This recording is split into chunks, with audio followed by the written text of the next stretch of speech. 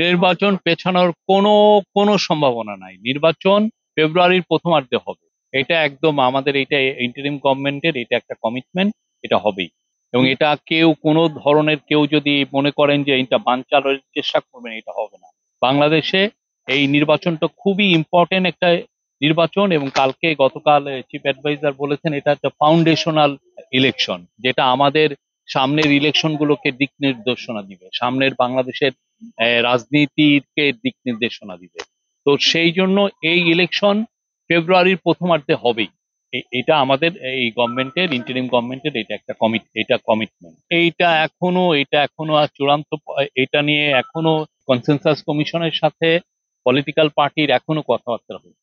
আপনার কথাবার্তাটা হওয়ার পরেও তো আরো সময় থাকবে। সেই ক্ষেত্রে ইন্টারিম গভর্নমেন্ট এই কাউন্সিল অফ অ্যাডভাইজার ডিসিশন নিবে যে কিভাবে তারা এই এই কথাবার্তাগুলো এগিয়ে নেবেন পলিটিক্যাল পার্টিগুলোর সাথে।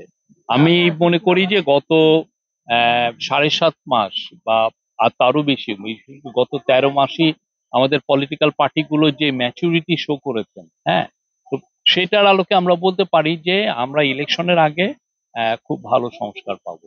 সবাই এগ্রি করবেন, এবং এটা ইমপ্লিমেন্টেশন কিভাবে হয় সে বিষয়ে পলিটিক্যাল পার্টিগুলো একটা ভালো একটা ডিসিশনে আসবে।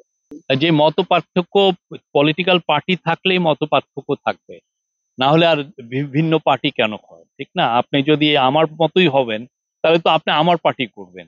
তো সেই জন্য পলিটিক্যাল পার্টির মধ্যে ভিন্ন মতামত থাকবেই।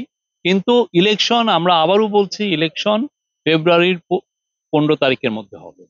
জাবির ইলেকশনের তো এখনো রেজাল্ট হয়নি, এই বিষয়ে আমি আসলে মন্তব্য করতে চাচ্ছি না।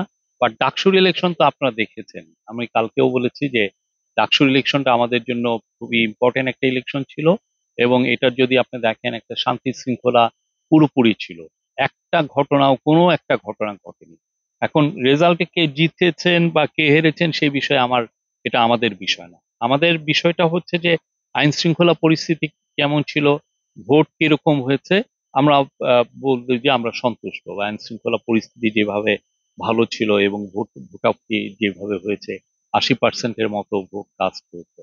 এবং আমরা সেভাবেই আশাবাদী যে আগামী যে আমাদের ফেব্রুয়ারির প্রথমার্ধে যে ইলেকশন আসছে, সেই ইলেকশন ফ্রি, ফেয়ার, পিসফুল এবং ফেস্টিভ হবে, উৎসব মুখর হবে। এবং আমরা মনে করি পুরো বাংলাদেশের সমস্ত মানুষ, যেই ভোটার হয়েছেন তিনি ভোট কেন্দ্রে আসবেন, তার ফ্যামিলি নিয়ে আসবেন, নিয়ে এসে ভোট দিয়ে যাবেন। ফ্যামিলি অবশ্যই ভোট কেন্দ্রে যাবেন না, যারা ভোটার না, বাট সবাই মিলে উৎসব মুখর পরিবেশে আমরা এই আহ, ইলেকশনটাকে সেলিব্রেট করবে, এবং আমরা মনে করছি যে খুব ভালো ইলেকশন হবে, প্রচুর ভালো টার্ন আউট।